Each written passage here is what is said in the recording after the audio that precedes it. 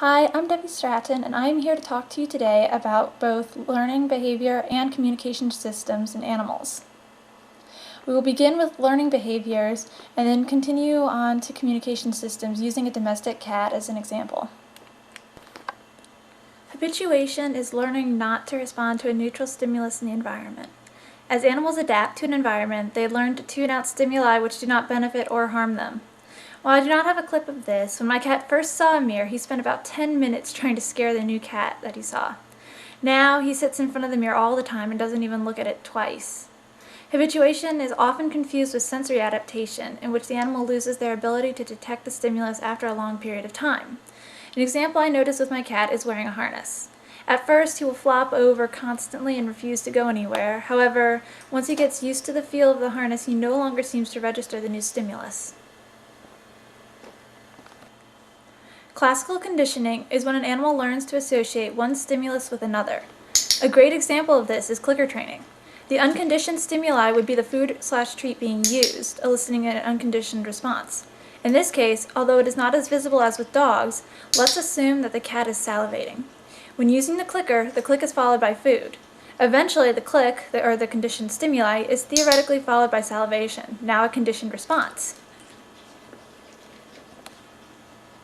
You can see here, near the end of the clicker training, that the cat's head turns at the click to look for food. Operant conditioning instead forges associations between a behavior and an outcome. For training purposes, this can be combined with classical conditioning to indicate that the correct behavior is being performed. Positive reinforcement can be seen when the cat is given a food reward for a correct performance of the high five. Positive reinforcement is giving an animal something in response to performed behavior, which increases the likelihood of the behavior being performed again. Negative reinforcement, on the other hand, involves removing something, which in turn increases the behavior. You could make an argument for the use of negative reinforcement with the cat, as he will no longer be as hungry. High five. Good boy. High five. High five. High five. High five. Good boy. Shaping is used to teach a complex behavior to an animal. To do so, you have the animal get closer and closer to the desired behavior before giving the reward. Shaping was used to teach the cat to high five. However, since he already has this trick mastered, I instead chose to demonstrate with a trick we are still working on, lying down. As you can see, each time I tell the cat to lie down, I make him get closer and closer to the floor before giving him the food. Eventually, he will go straight to the floor upon hearing the command. Sit. Lie down. Lie down. Lie down. Lie down. There, good boy. One method of communication is olfaction or smell. This can be used to detect chemical messages or pheromones from conspecific prey or predators. Cats, along with other animals, have a special organ, the vomeronasal organ, which allows them to pick up on these chemical signals. If a cat pulls back from smelling something with a grimace, that likely means they're using the vomeronasal organ. Most animals have specific glands that will produce a variety of chemical signals which can be picked up by conspecifics. In cats, some of these glands are located in the face. They spread the chemicals by rubbing up against things, such as people. Another gland is located in the feet and is usually activated when scratching a post.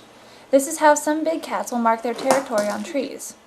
Chemical signals last a long time, so they are often used as territorial markers.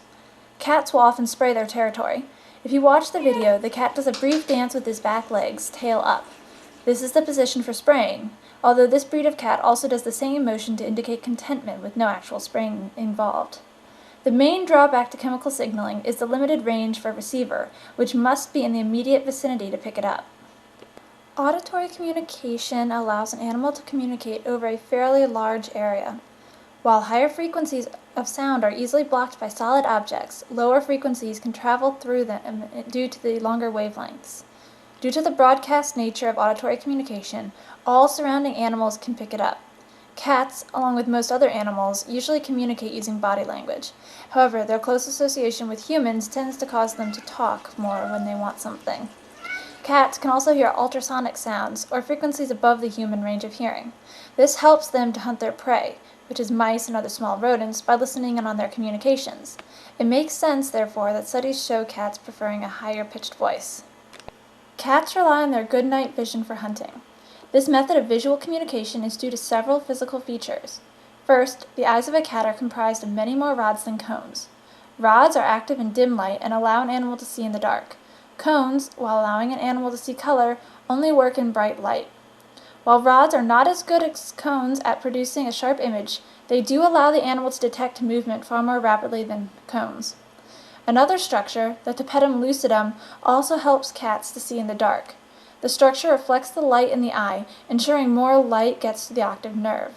If you can catch a cat at night and shine a light in its eyes, the light reflected off of the tapetum lucidum is the glow that you see. Cats are crepuscular, which means they are most active at dawn and dusk. The specialized night vision allows them to hunt prey even when conditions are too dark for a human to see in.